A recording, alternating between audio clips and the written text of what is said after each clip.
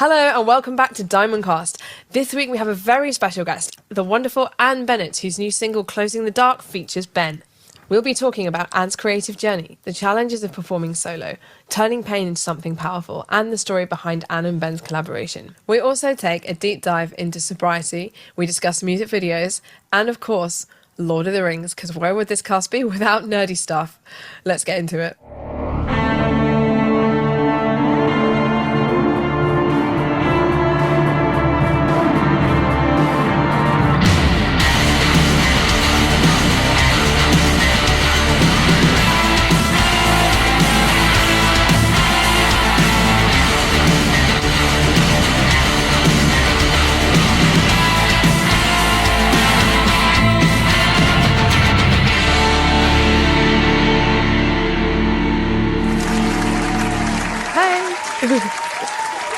Hello everyone and welcome to a very special edition of Diamondcast. This week we have a special guest. Please welcome Anne Bennett.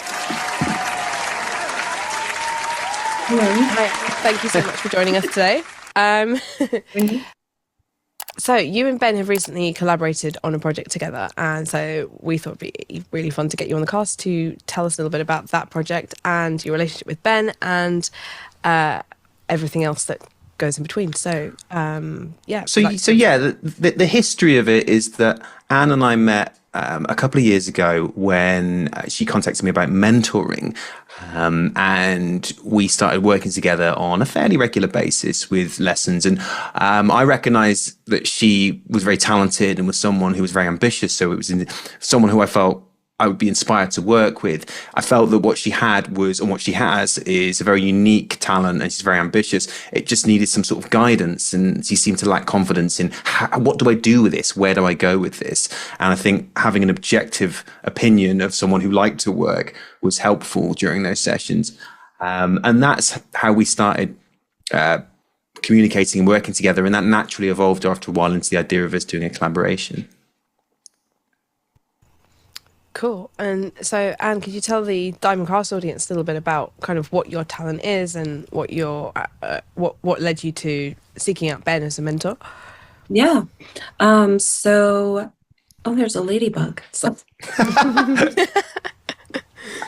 it's crawling on me. I had a few mentors prior. So I had worked with a guy named Paul Statham who he wrote with Peter Murphy of Bauhaus. So that had lasted about a year, and then we went our separate ways. So I was looking for to continue on a mentorship with someone who was, really driven to help me. Not that Paul wasn't, but I was just really looking for that guidance. So I just happened to go to a sister show and randomly contacted Ben to see if he was available for mentorship, and he was, and kind of went from there. But I've been releasing music solo for maybe since 2020. I had been in some bands before and released music in bands, but solo since 2020. Cool. And what kind of things do you what kind of things do you write about? What kind of things what's your music style? It's pretty dark. I'd say none of my songs are very happy, so that's just kind of my style. It's how I get out anything I'm feeling. I just write. So it can be very dark, angry, depressing, depending on either if it's solo work or if I'm like when I've been in bands, it's been a little bit different. But yes, I'm pretty dark. Great. That's what we like on Diamondcast. Yeah. And in recent years, you've also been performing live. What would you say has been the challenges performing live? And could you tell us about a standout show? I would say the challenges are performing because it's just me. So I've played when I've played in bands, or I was a backup singer. So I wasn't years ago. So I wasn't like at front and center of the performance. And because I have such severe stage fright, it's kind of taken me, I have to like talk myself down before a performance to like calm myself down. But I've only been doing it for a little over a year with my solo work. And Ben and I have talked about it a lot, like talked through issues that I've had or being scared, that no one will show up or that I'll make a mistake on stage. So those are kind of the things that I think my number one fear is that there'll be no one in the audience. I totally get that. I remember when I was started doing shows with the band, and once we'd done the sound check, I couldn't bear to stay in the building to see the start of the evening and like no one showing up. So I had to just leave, go off somewhere else, and wait 2 hours before I could even come back again. And because at that point, so I didn't have to go through the agonizing, like people slowly turning up. I could get back and be like, okay, this is what it's going to be like tonight. I've come back and there's 50 people here, or wow, there's 100 people here, or there's 7 people here. Okay. But now I know it was that waiting that I found really, really hard. And I don't know if it's just a trauma response, but even now, the gap between sound check and show for any band, I find incredibly difficult to just settle and be sort of regulated during that time. Yeah. What would you do if there were only 3 people there or 2 people? Because I mean, we've all played to like half, like a tiny amount of people in a room, right? I did play to one person.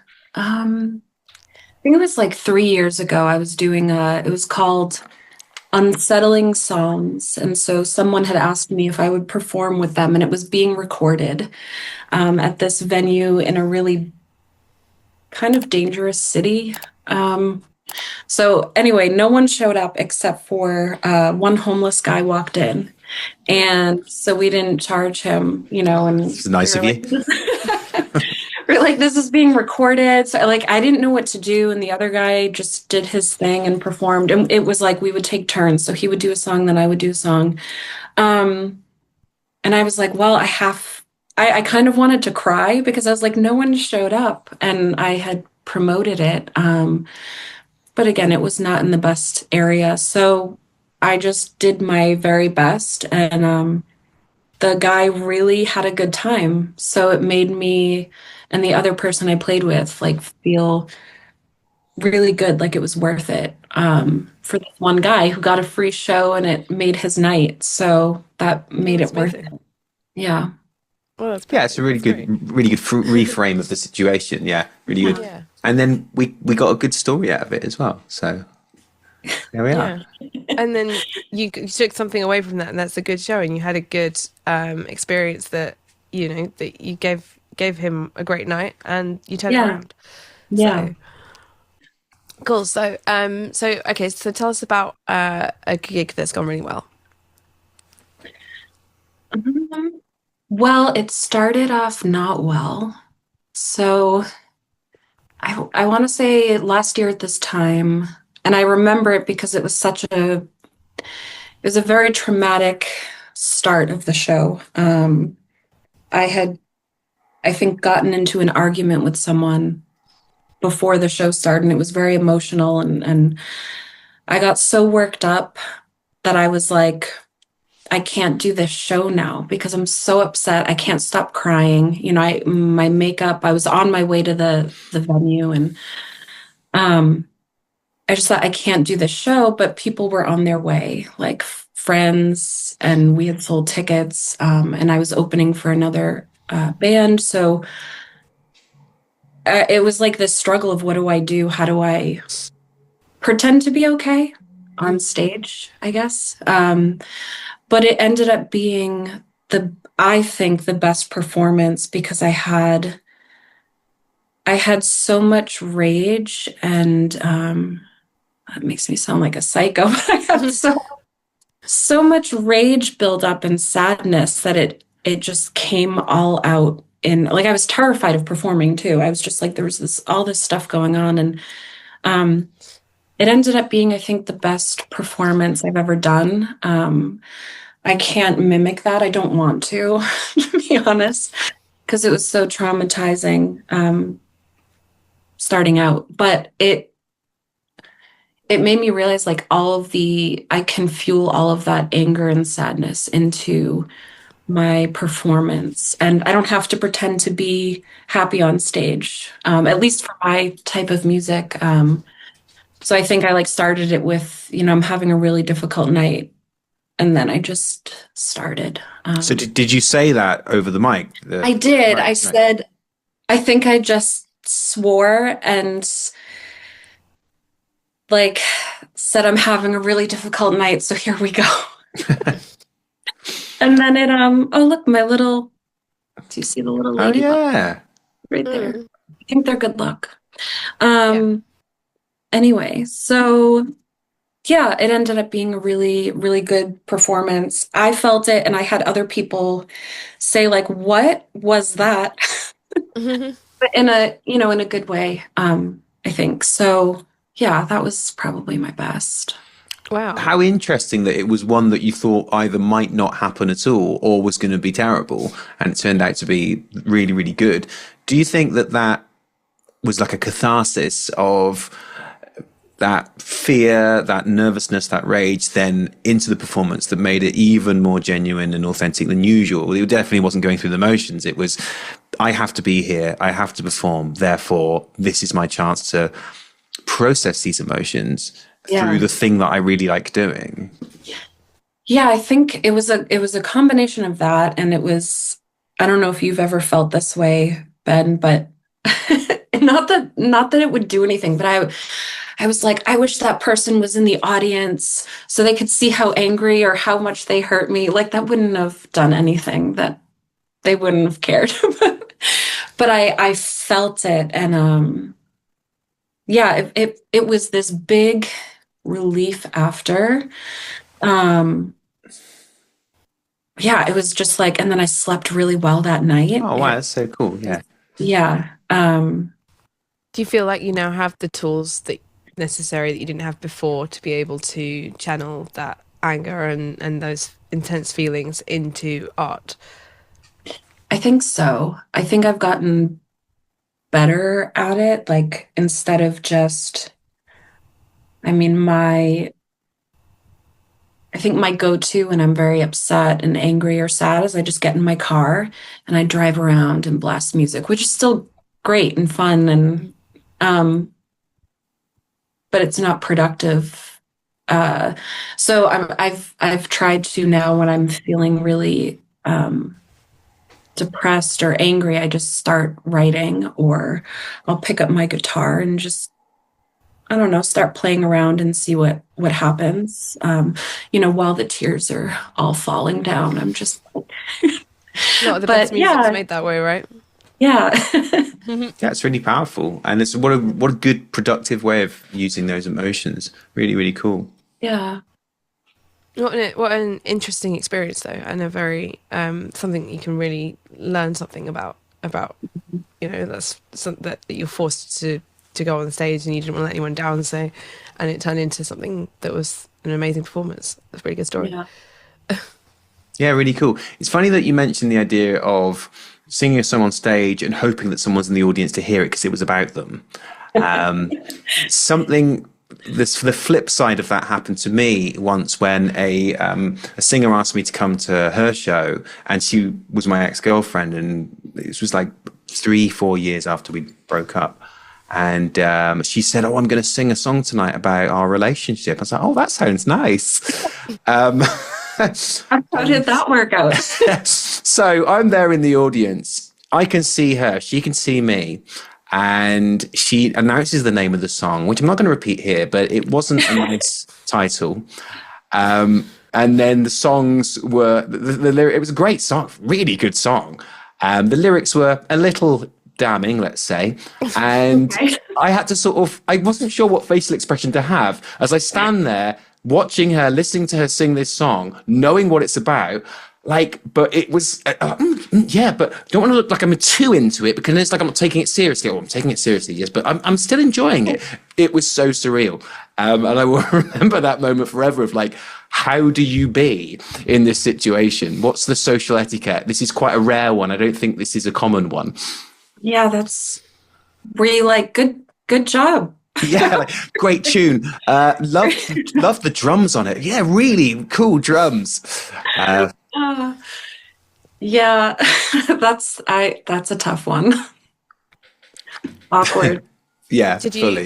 did you speak to her after the show, or did you just kind of go? I can't remember if we talked, but she was quite matter of fact about it. I think it was like, "What do you think of the song?" And say, it's really good." But it was so bizarre because it wasn't like, "What did you think of the song?" Then it was like, "What do you think of the song?" It's like, yeah, great." Did she but write it when you broke up 3 or 4 years back, or did she write it recent to the gig? That's an interesting question. I don't know if she wrote it at the time or if it was like retrospectively. Because if it's at the time, then it's like you can kind of go, okay, well, fair enough, that's how. But if it's recently, then it's like, then there's a whole other can of worms, isn't it? But she could have written it retrospectively about her feelings at the time from a safer place. I've done that. I wrote a song about something that happened like 10 years before. And I was able to observe it in a different way and still, I think, channel the main emotions of it, but slightly more objectively. So yeah, but that's a good point, Nat. Like where was that? When was that song written in the timeline? Yeah. I got a question for both of you, right, about songwriting, where you just said about, channeling emotions from the past into now, and that. What do you think? Do you think it's better to collect your emotions and write something about, and then tap into that feeling from way back, or do you think it's better to write about something that's happening to you at the time? What do you think, Anne? For me, if I write, I mean, I write all the time. So if, I don't know, my next door neighbor calls me a bunch of names, I'm going to write it down and express how I feel about it. I don't know. That's so my feelings are constantly being written down. But I think that I'd rather it's harder for me to go back in time because I have to actually get really emotional to write a song or record it, almost like relive that experience, and then it's hard to come out of that. So if I'm already in that state, not that it can't be done, but if I'm already in that state and suffering through something, I have an easier time writing about it then in the moment. Yeah, I think it's a different sort of discipline. It's more common in my experience to write about something that you're going through at the time. And say, for example, that was about a relationship that didn't work out and you're still feeling intensely sad about it now. You can talk about things that happened years ago through the emotions that you're feeling now. However, writing about something where you are now detached from it and you've kind of moved on from it and trying to write about it objectively is a different sort of discipline. It's almost like doing some kind of historical research of trying to write about an event that happened. Yeah. And it's a very different and just as worthy, I think, practice because it can help you exorcise something that perhaps has been in the background for a while, and then you're allowed to deal with it in a safe way. It almost as a kind of kindly figure that's now helping old you, past you, out with it because the new you is over it and can deal with it. And that's, it's a very different sort of practice. It's less words on the page. It's more like, okay, so let's try and picture this. Let's do the research. Let's get the source work out. Let's go to the library. Let's get the pipe. It's got the old... I can't with that pipe. Annie's familiar with the pipe.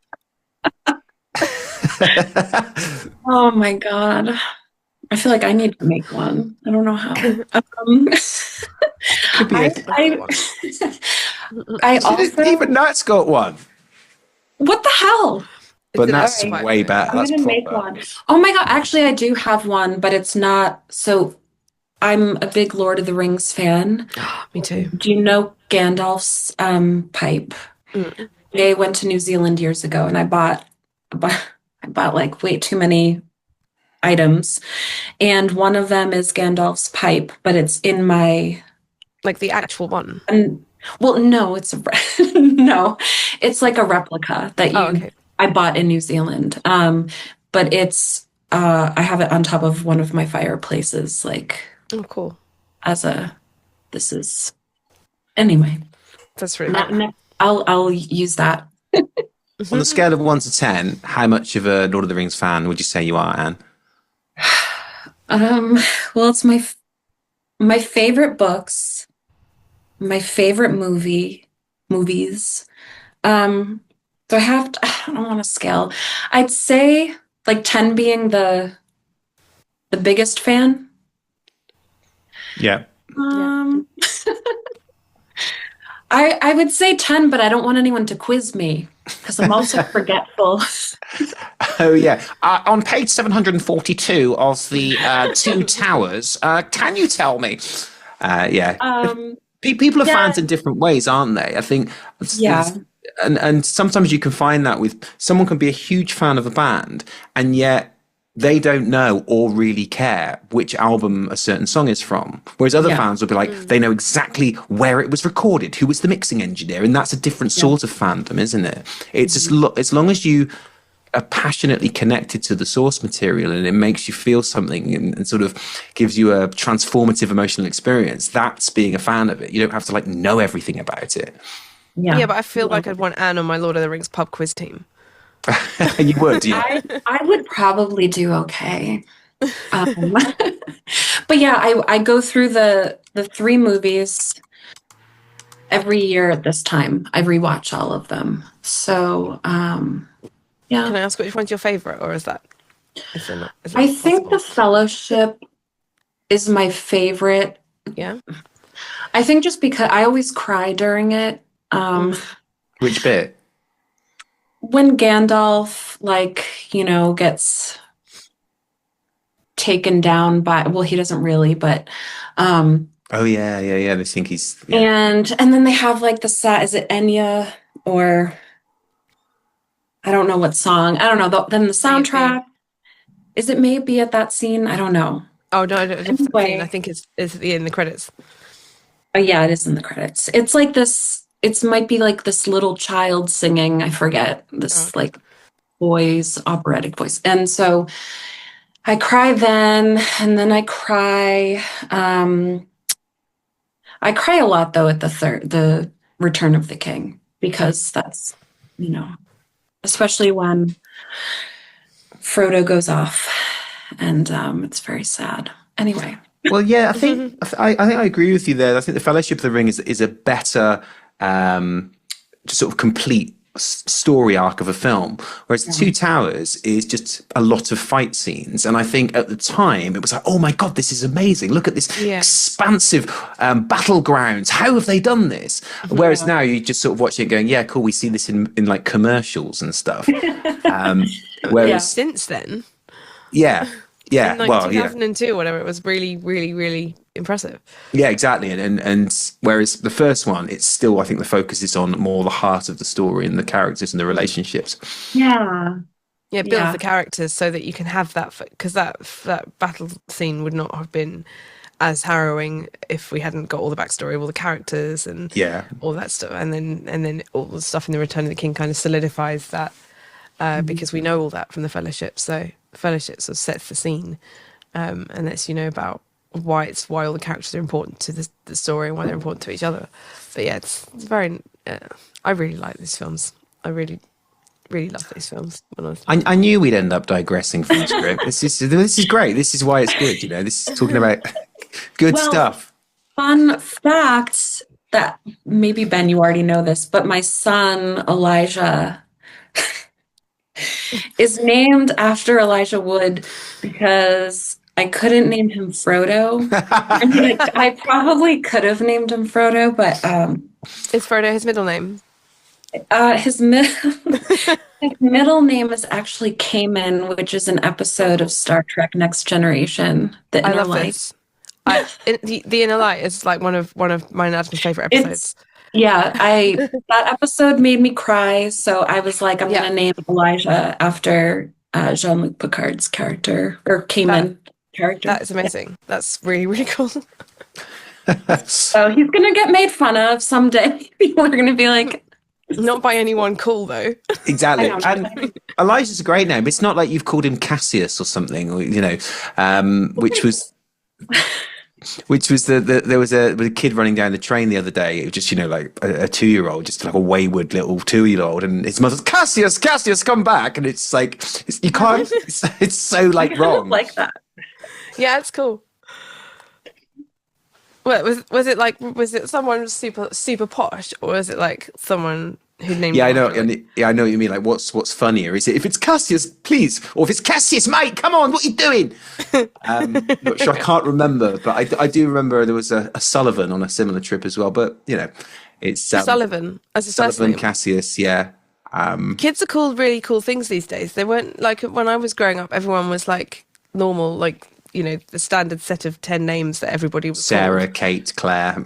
Yes, Yeah. basically Natalie, like John, Jack, George, like, and then now everyone's got really cool names. Like you hear them on the train, or you hear people like have made up names for their kids, and that's really cool. Yeah, well, I mean, I guess it is kind of a weird thing, isn't it, when you think about it as a race that we've been satisfied for so many years of just using the same names for everything, whereas other things were so specific. Everything must be unique. Everything must be different. Whereas, oh look, just call him Dave. Fine. Not that there's anything wrong with any of those names, by the way. It's just that If you're Dave, they Dave, are, Dave, if you're watching, they are Cassius. just because there's a lot of We them. love So Dave. yeah, I actually know a couple Daves. yeah. I Loads mean, of Daves. we all know that's Everybody knows a Dave. everybody knows a Dave. Yeah, I was just no. Could be the name of our next collaboration, Anne, which brings us Dave? neatly onto our first collaboration. Wait, so Closing the Dave. closing the Dave. Nice. Closing the First Dave. collaboration. Tell us about closing the day. So Anne and I released a single about a month ago called "Closing the Dark," and it was a really interesting experiment for both of us to bring our vibe to the table and really just enmesh the two. And you can hear it now, people. It's available on all streaming platforms. "Closing the Dark," Anne Bennett, feat Ben Christo, and why was it in the first place what kind of sparked the idea of, hey, I've known Ben for a while, let's do a song together? Do you remember what kind of prompted that? I don't remember the exact prompt. Like what I think we had gotten along so well in the sessions, and I liked I had just started listening to your music, your Diamond Black, because I didn't know about that. And I was really intrigued by your songwriting, and you had also given me ideas, like for my own lyrics. Like when I had sent you songs, I'd be like, this is my new song. What do you think of this? And you would provide suggestions, and so I just thought we worked so well together that that I wanted to see if you'd want to collaborate. Luckily you said yes, so that's if you said no, then I've been very upset. No, not really. I would have been like, okay, well, anyway. Wait, so Pretty- did you Busy with Dave's album, so did you guys like decide you want to collaborate and then go, okay, let's put some ideas into a pot and come up with a song, or how did that come about? well, the weird thing about it was that I think the first thing we came up with was the title. Oh, the book. Yes. You suggested a book. Yeah. And then I it- bought that book. yes. The Passion? Is that- Yes, yeah, that's it. And we were talking about songwriting techniques, and I cited the old Desmond Child technique. He's the guy who wrote Alice Cooper Poison, Living on a Prayer, Bon Mhm. Jovi, and a bunch of other like huge songs. And he had this principle, which was use find the title first and then write everything from that, because then you're always in the headspace of this vibe rather than Yeah. let's just write a song. I don't really know what it is, but we'll write one. So come up with a title. And then I read another technique about just open a book and the first phrase you see that inspires you. So rather than like they close the door silently and move towards let's find something that is actually quite good. And Yeah. this phrase came up in the book The Passion. I can't remember if we literally were on if I picked up the book and opened it in So a what I remember now, we were like, let's come back the next session with ideas. Like we created a Google Doc, and I had a bunch of ideas because like I looked in random books or like did some free write or object writing, whatever. And then you came back with words and phrases. I think I still have it. And that's how we decided on Closing the Dark. Because I remember saying like this line. Yeah, you were like, this line's from the book, and I really liked that line or something. And then we decided that was the title. Yeah, so that was a really good synergy whereby I'd seen the title or seen the phrase in the book, written it down with some other ones, and then you'd seen it and had a similar reaction to that's really cool. And what it's actually about in the book is the narrator is describing the cityscape, and he's looking up at the window of where this woman lives, and she's closing the curtain for the evening, and he describes it as closing the dark. He's looking up at her Yeah. closing the dark. And it just really struck with both of us, particularly as I believe at the same time we were talking about let's write a song that's about a specific house and a specific space. Or did that come after we came up with the title? No, well, I think it started. So I think because I was, and it's okay, I don't mind sharing this, but because I was at a mental health facility and writing some things down, and I think I said I would love to write a song that's about like darkness or depression or your inner demons. I forget. I have it all, like whatever I was trying to map out. And that's when I came out of that, we kind of use the idea of like my, not necessarily my house, but my house as this, because I live in a really old house. So as a like being trapped in a way inside the house, which is dark and depressing. And not that this house is, but that's what I think that's kind of how it was developing, perhaps. Yeah, so was it almost a bit like object writing about the house, but as a metaphor? Yeah, yeah. Although we also got very specific things about the house as well, the way you described it to me, and also these old books you found, right? Tell us about the books. Oh, yes. So there's a book that my house came with that tells the story of the house from, so the house was built in 1730.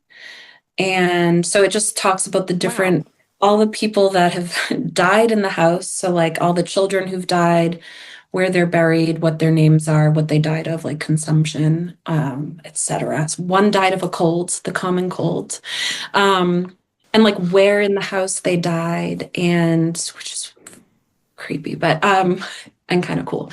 So, and then it described how the house looked and how the house, there were always parties at the house. And so I kind of used some of these passages and pictures, because I have some old pictures from the 1800s of the house, to guide my writing.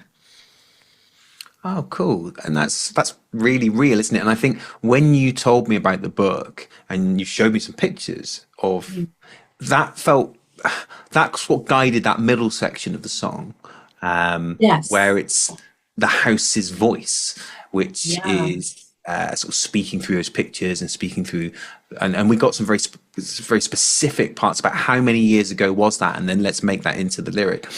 Yeah, that was really cool. And yeah, so that was that idea of really going very specific into the middle section of the song about the house itself, whereas the rest of it was a slightly more oblique observation of a sense of space and liminal spaces, now like corridors and attics and things like that. And How do I the found that liminal was. spaces feel? Is that Say again? how do the liminal spaces feel in a house that's 295 years old?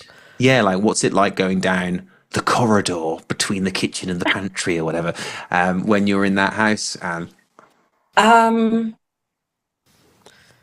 I mean, I go down them so much now You that probably don't really think about it anymore, do you? I don't You're feel like, it. ooh. But sometimes, like if I have people over, I have a lot of friends who are practicing witches or mediums, and so I'll just have them over, and they're like, "Oh, the energy! I feel there's a soldier here," or so. They'll just say random things while walking down.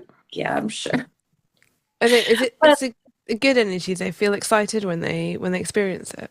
yeah, they no one's noticed any bad energy. Oh, that's I really good.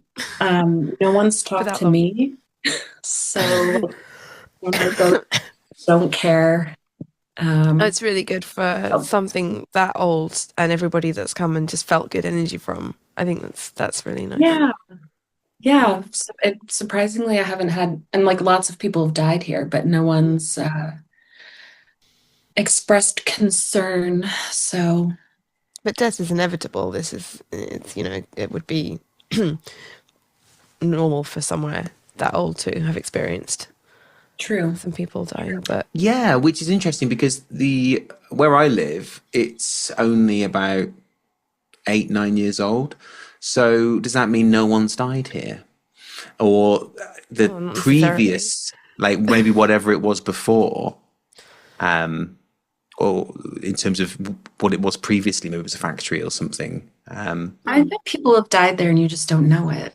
Like, would they announce that so and so has died in your Weekly newsletter. We're going to have a craft sale, wreath making, and Lewis, as from 24B, has died. actually be, I would appreciate that if I lived somewhere like that. I'd want to know. I think they I would. don't, I mean, I collect obituaries, so it's fine. Oh, wow. Okay. Yeah. So, yeah, you would definitely appreciate it. Yeah. I don't know if they're doing obituary, but we have a building WhatsApp, and I'm sure if someone in the building passed away, that somebody would know about it, because we'd probably all kind of, be asked to help out somehow. Probably maybe Newham or something. How Yeah. about like move the body? No, like, Quite only murders in the building kind of vibes. Yeah. I mean, like when the family come to collect their possessions, I don't know if there was okay. something like that. There might be a kind of, a collection for them, or like it depends in the circumstances. Obviously, if they were brutally murdered, I'm pretty sure there would be no. You would probably all be suspects, actually. How did we get here? So Yeah, you guys were talking about liminal spaces in a place that has a lot of history, and So regarding the song, Anne, how do you want people to think and feel when they listen to this song? I want people. So it's like this really rocking song that I think has some heavy lyrics, right? I don't want to say, I don't want people to feel depressed, but it's like you're not alone, I guess. That I don't know, when I was singing it, I felt almost, I don't know if empowered's the right word, but it was like I was releasing something while singing it. So yeah, I don't know if that makes sense. Yeah, that's cool. You definitely underwent an emotional experience when you're performing the song, and it rocks. How did it feel to be performing something? Because most of the work that I know you for is very moody, brooding, electro, sensual, not this sort of upbeat, big drums, big guitars thing. How did it feel to be performing to something like that? It was awkward at first. It was really awkward. Like for me, I don't know, it took me a while to get used to, like I was practicing it because I knew I was going to LA to record with Matt at his studio. And so I was like nervous about that because, there's someone else that's going to be there and I'm not just doing it alone. And I have to sing in a different way. And it's not in my normal voice in many ways. So it took a little courage and practicing, and Matt's encouragement as well, and helping me relax. So that helped a lot. But it was difficult because it's not my normal type of song to sing. Yeah, well, you did a fantastic job, and I feel that the spirit of your what you're better known for is still very present in the song, in the verses, in the midsection. You've still got that very kind of signature Anne Bennett delivery, and I think it's the enmeshment of that with this different style that makes the song really, really, really cool. Yeah. Splendid. Did you guys write the song together, like remotely? Yeah, and that was a very unique How's that? experience because Yeah. I've never done that with anyone before. It's always been in the same room. So to be able to be literally doing it like that, you were in that room, I was in this room, and I think because I found we had such a good musical synergy, I felt really confident to present ideas to you because I felt like you'd at least give them a chance. And I felt we were able to do that back and forth. We were able to present ideas to each other as a safe space, knowing we were both enthusiastic, knowing that we both wanted it to end up in the same place. Yeah. And you were always really encouraging and enthused about the ideas that I presented and vice versa. So it was bizarre. And I think we would have to, because we couldn't record, we had to talk the ideas through and then just record them ourselves on our phone or whatever, and then send them to each other. I'd put them together into a session and flesh it out more and come up with some new ideas. And one of the bizarre things that happened was we actually had an entire version A that was completely different, I know. which I've kind of forgotten about now. And then I had this weird revelation moment in when I was weirdly in a hotel in Texas on tour. Oh, yeah. It's like, I think it could be better. I think it could be better, and sort of came up with this whole sort of new idea for it, Yeah. which then developed into the next version of the song. And it was so nice that Anne, you were open to, even though we'd essentially kind of finished the structure of the song and this is how it goes, to go, if you feel excited about this, Ben, let's try it. Let's see what it sounds like. And it turned out that I think we were both even happier with the end result. And sometimes having that time with a piece of music allows you to sit with it for a while and go, this bit's good, but I think this could be better. Yeah. No, I think that it turned into, I still like the original just because it's always gonna, like the demos are always a little nostalgic. You're like, oh, this was the first. But I'm really happy with how it developed, and the final product, I think, is amazing. Go listen to it now, people. Close in the Dark by Anne Bennett feat Ben Christo on all streaming platforms now.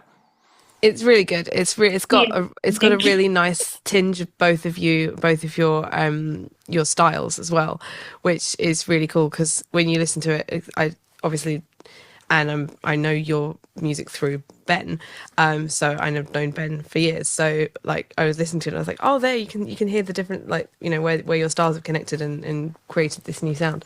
So yeah, it's really, really good. Everyone should go and listen to it if you haven't already. And you've made a video of it, Anne, which by the time this goes out, Yes, will the be video out. will be out. What's the video? It's a music video for the song. I mean, What's the content of the Video video? is me What's the- talking tell about us the about song. the No, video. What it's happens a in the video? music video. What's the story? So I went to this warehouse. It's always a warehouse. Um, so my friend Samuel is a videographer and photographer, and they agreed to work on the video with me because I really wanted some sort of visual to go with it and the song. And so they rent a warehouse in Salem, um, which is really creepy. It's this kind of rundown building, and they have like a couple of rooms, and the hallway is really tight, and it's just so they had just filmed another music video for someone that required the use of mealworms. Like, do you know what, like maggots Yeah, it's almost? for The fishing, for right? fishing, right? Um, I don't even know. I was very, but they were Alive ones. no, they were dead, and Oh, there okay. were remnants of them everywhere. And they had apologized because they were like, "Sorry, I've been trying to clean them up, but they're everywhere because we use them for the music video." So like it was a very bizarre experience because they also had like fake dried blood on the walls plus these mealworms, and I'm like, okay, closing the door. So it made it, I guess it made it more interesting. So it's just kind of, it's very claustrophobic, the video, I think, and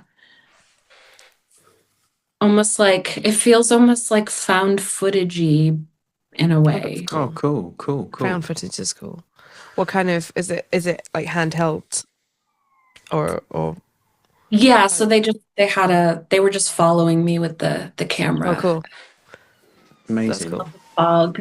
With this random like fake blood and mealworm You debris can't in the see corner. the fake blood. Oh, So that okay. was not part of my video. Was what was there hitherto. It was, But we'll know watching it that that sort of was. Just you'll be added like, to your Yeah. feeling in it. yeah, because I was just like, oh, this is grossing me out, but it was great.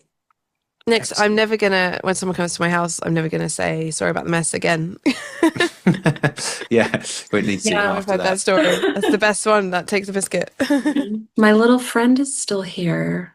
Oh Oh, yeah, I think he's drinking the Celsius that's spilt on the side.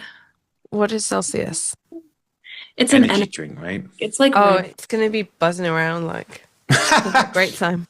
My little friend. Oh, sorry. So, should we move on to the sobriety Yeah. section? Sure. Okay, Yes. brilliant. Cool. So I've just learnt this about you. I've from these questions. I didn't know about this. That you have been sober for many years, Anne. Can you tell us a little bit about what led you to the decision to becoming sober? So, I think in February it will be 20 years that I've been sober. Wow, that's amazing. Wild to me. Um, but let's see, so I was 19.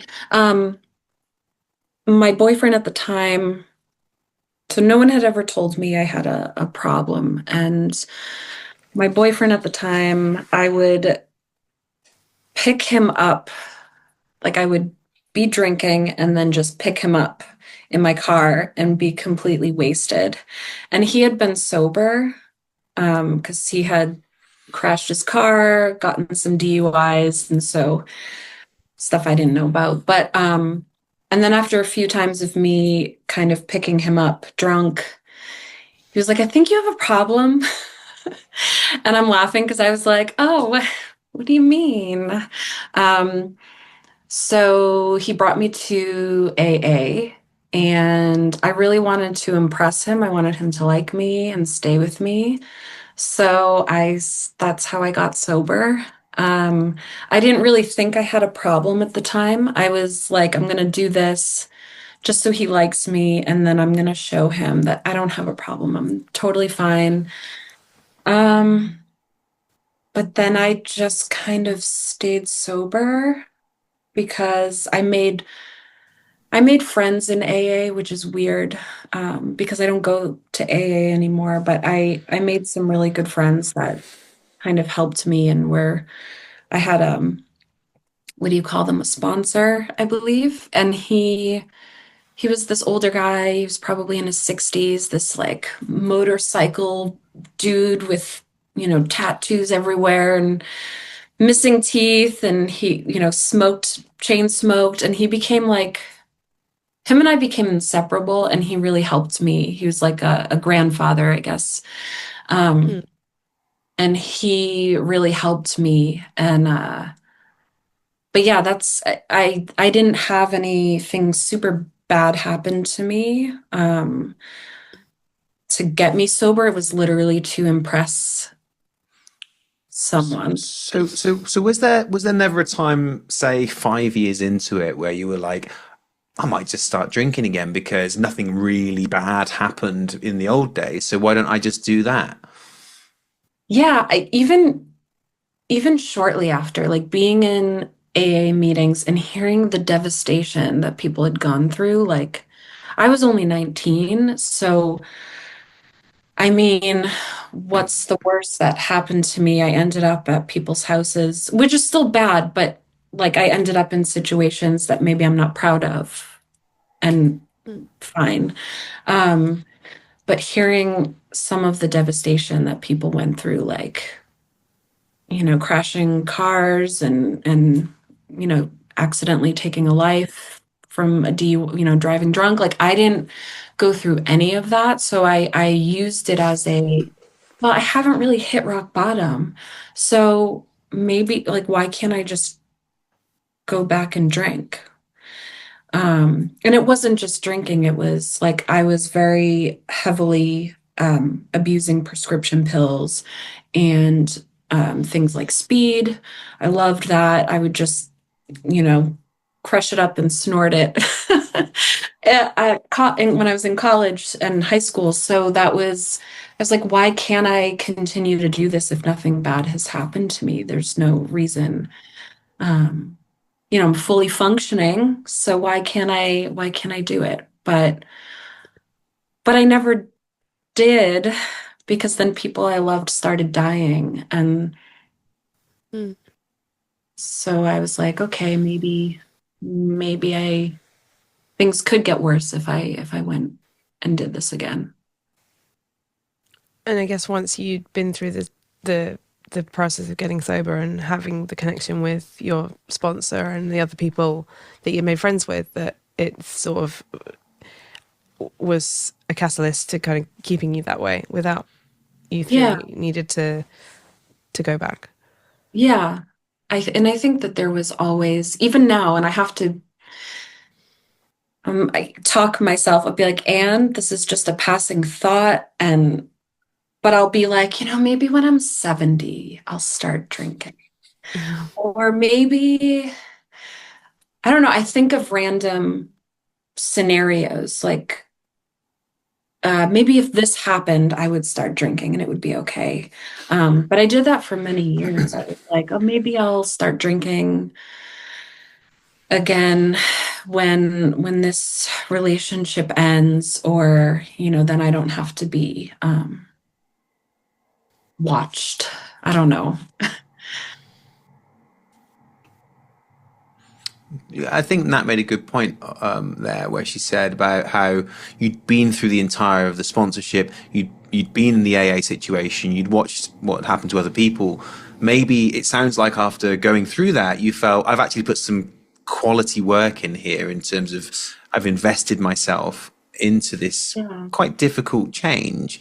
Mhm. Let's stick with it. And when you were saying about watching people around you pass away, was that due to alcohol and drugs? Yes, yes. So, um, quite a few people. Some of it was alcohol, some of it was, drug overdoses. And I think if you know, I had done some hard drugs, I guess you would consider them. And but I think things could have gotten a lot worse if I continued down that path. I think, or I know, I wouldn't be here today. I think I would probably be 6 feet under. That's just my opinion with the way things were heading in my life. So seeing, friends die and like being at their casket and just being like, this didn't have to happen, has been eye-opening in many ways. Like that I'm still here and I'm here for a reason that I need to keep going. It's a really good way of thinking at the age of 19 and sticking with that for your whole life. I don't know many 19-year-olds who would, first of all, have that mindset and then keep it. Yeah, all of the people I got sober with, that I made friends with, they all, disappeared, like went back out drinking or died. And it's strange to me that I'm still in disbelief, I think sometimes that I've stayed sober because I have dreams about it all the time that I'm drinking or doing drugs and I wake up and I'm like, oh my God, did I really do that? And And you feel like, what do you feel like when you wake up from that dream? it's almost a panic that I drank again or that I was taking drugs. It takes me like a few seconds to realize that was just a dream because sometimes it's so realistic that And then what do you feel when you realize it was a dream? relief, just kind of like, okay, calm down. And I don't know why I dream those things because it's been so long. That's But interesting, isn't it? I always have, I mean, I'm sure the dream of, you know, when you have a dream that's like really bad and then you wake up and you're like, oh wow, I'm so glad that none of that happened and actually I'm just here and none of this bad stuff has happened yet. Usually for yeah, me it's like a chain of events that leads to like me getting arrested and losing everything that I have in my life, yeah, and having to start again or losing friends or someone dying or something like something that is completely irreversible that is something that I did, and then I wake up and I'm like, it's okay. It's the beginning of the day again. I don't have to do this. This won't. yeah. And then it's just this insane relief. But I don't know if you have those as well. But that's interesting that it's still sort of.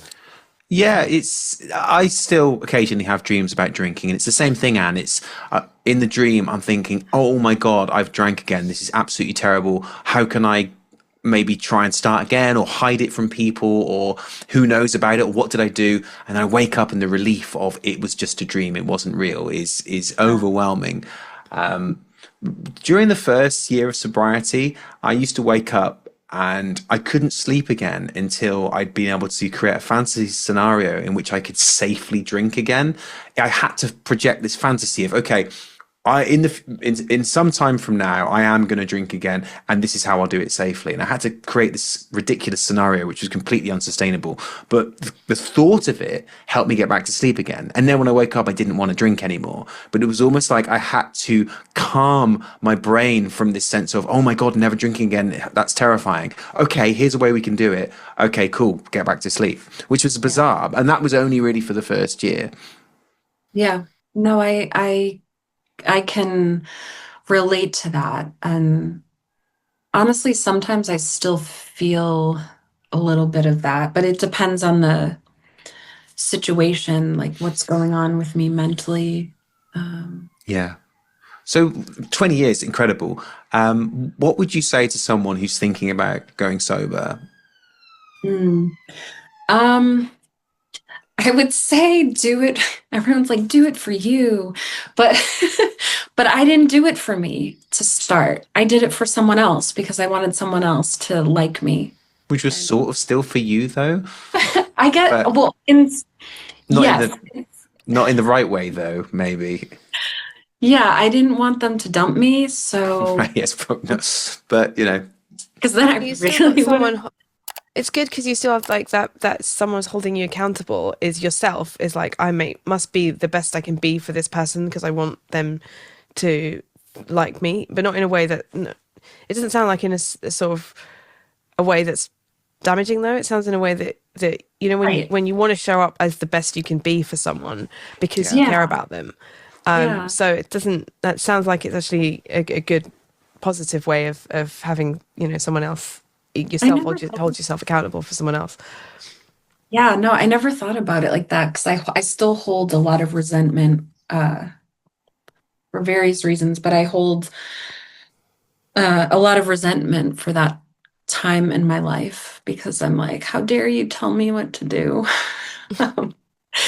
Just that's just my mentality. But yeah, so I would say you because I've tried getting, I don't want to say getting people sober, but trying to get Mm. close friends to recognize that they have a problem. And that's very difficult to do because if someone can't see it themselves, like you can't force, I mean, you can go to detox and be arrested and they force you to be, detox and be sober, but that's not, that doesn't last. That's not sustainable. So I think you have to actually want it fully to like feel it in your bones that you can't do this anymore and that you need to get sober or yeah. And yes, do do it for yourself. But if your significant other is like, hey, you might have a problem, also listen to other people. If they say you might have a problem more, it's very likely you do. Or if you are It comes from a questioning whether place you of have a love, problem, right? it does. And I've lost friends whom I still love very dearly, because I tried helping and they are so sick that some of them have ended the friendship or I've had to step away because if someone can't see that they have a problem, then they won't. Perhaps they're not ready yet. Yeah, you have to be ready, whatever that looks like for you. You have to want to stop doing something. Like you can't make someone do something they don't want to. Yeah, I think. it's hard too. It's Mm. really because I see alcohol and drugs as if you try explaining it to someone who, say, drinks for fun occasionally or doesn't drink at all just by choice, it's like you need it so badly, um, like you need air or oxygen, like you need water, like you need it. You can't live without it. And that's how I feel about alcohol and drugs for me. From what, even though it was a long time ago, I always needed it. Like I couldn't imagine life without it. Like, how am I going to talk to, I mean, as a teenager, so how am I going to talk to cute guys if I haven't just snorted speed and I'm not like, hey, everyone, like super confident and energetic? How am I going to go to a party if I'm not drinking? How am I going to sleep with someone if I'm not intoxicated? Like, I needed it to do every little thing. Yeah. Yeah, I think what you've both said about wanting to be sober rather than I have to be sober. And my experience of it was that for a number of years, towards the last sort of 5 years of drinking, I would do periods of sobriety of I'm going to not drink for a month, but it was always sort of like a fasting or a punishment, and the reward at the end was then I can drink again loads. So I'm not going to drink for 4 weeks so I can get loads of work done, and then at the end I will reward myself by drinking excessively again. So to get through the sobriety was almost a punishment of this is work time now, to then get the reward at the end, rather than sobriety is really good and actually I enjoy it more. I didn't. I thought this is boring and rubbish, but at least Yeah. I'm doing it for a purpose to get other things done. Then after it, I can celebrate by getting completely intoxicated again. And it was only this time round where I managed to get to a position where, and it took a while, where I like my life a lot more now sober because of the rewards and the benefits that have come with it. And because I know that if I pick up a drink, I don't know where it will end. I don't know where that will lead. And that's kind of scary. And I think that's almost a good fear that keeps me in the place of, if there is a craving, it's okay, we'll think about the possible consequences based on things that happened before. And that's quite a good deterrent. Yeah, no, that's a really good example. Yeah, I honestly forget what life was like because it's been so long. So I forget what drunk life. Yeah, I forget what It's a long time, 20 years. So pretty much half your life you have been like, wow, incredible. It's your whole adult life, isn't it? So it's like you forged your adult life sober, which I guess Yeah, is quite unique. I mean, I know many people that have gone sober, but they drank at least into their 20s, so they had sort of a variation of adult life in that period of time, and then obviously older people. yeah. But yeah, it's very rare to speak to somebody who has an adult life that they wouldn't know with drink. Yeah, really rare and really, really interesting. So yeah, congratulations, 20 years, amazing. Yeah, well done. Especially battling the dreams. Awful. So, on the in, I mean, I guess what we always ask people this on the cast, but what message or positive advice would you have for somebody who's struggling with their mental health?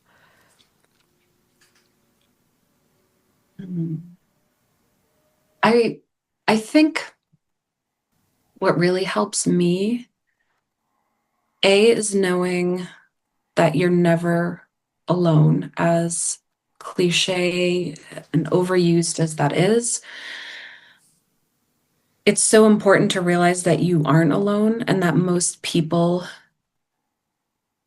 are going through lots of things that you can't see on the surface. And also, this is more for, people who are, how do I say this? There's a phrase I like that I've heard. I heard it when I was in AA. I heard it when I was in a mental health facility, um, referring to people who, if you decide to end your life, it's a permanent solution to a temporary problem. I think I'm saying that right. Maybe you've heard that before. Mm. I have to I have that printed out somewhere, and I have it in my journal because I've often felt that way too. Like, why not just end it all? But I think everything is temporary. So any sort of suffering you're going through is temporary. So it's important to remember that, and that you're not alone, and that it's temporary. Even if that temporary is like, it could be weeks or but it's temporary. I think that's really important to remember. Yep, Yeah, really good. that's good. And often we can try and look back on things that we endured before that we thought we'd never get through, but we did, and we're still here. Yeah. And that can be quite hopeful. And often we've forgotten about them. Oh yeah, that thing. And remember that actually really tormented you for a while, but now you never think of it anymore. This will be the same. This, if you can kind of trust yourself that you will find the courage and the strength to get through it because you always have done. Yes, yeah. And there's a saying, I know all these sayings, but what is it? You've survived 100% of your worst days, or something like that, right? But we all have, because we're here. Yeah. So I think that's something to keep in our minds. Yeah, well said. Very good.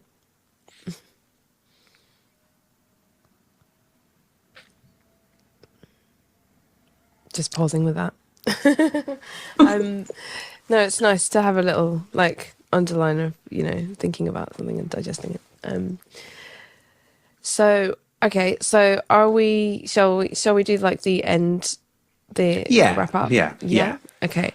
Okay, so Anne, which three artists or singers or bands have influenced you the most? Mm. PJ Harvey is my biggest. Tori Amos, Kate Bush. Nice. And pick three of your songs that you're really pleased with that you think newcomers to your music should check out. Three Anne Bennett songs. Top three. Um, I would say Dark Desires, Second Death, and Closing the Dark, even though that's not just an Anne Bennett song. But because it's so good. And those other two songs are fantastic as well. Really good. Cool. Okay, great. Cool. And last but not least, Anthem of the Week. What are you listening to this week? Anthem of the Week. Oh. I don't know if I can say it.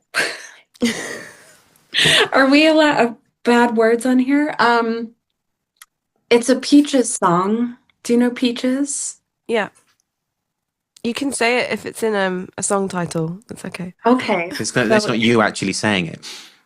So it's the title of the song is Fuck the Pain Away. Oh yeah. Classic. I've been listening to that this week. Cool. It's a good song. Ben, what about you? It is. I wasn't ready for this. Wasn't ready for this. Every week. You're right, we do. I should have learned. By now. I have been listening to just like a combination of wood, like, wait a minute, of like wood sounds and panpipes. That's the sort of music that I listen to just during my day, just very calming nature sounds. So yeah, one of those, probably like sunset waterfall with sound of collared dove. Sorry? Peruvian flute music. Yeah, exactly. That's what I've been listening to. I love Peruvian flute music. I do too. I have those new age CDs that they used to sell. I don't know if they did that in the UK.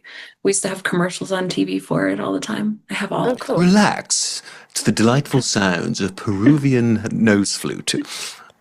My dad bought one from a band that were performing in a shopping mall in like 1991 or something, and I remember dancing to it all the time because I loved it, and I never knew what it was called, or I could never remember what it was called. And a colleague of mine who's from Ecuador was like, "Oh, it's actually Ecuadorian music, and this is the name of the band and everything." And I was like, "Oh wow, it's actually them! I can't believe it." I've spent like the whole of my life like wondering what this music I loved when I was 4 and 5 was. I love that. Yeah, it's great. But yeah, That's very Cool. common.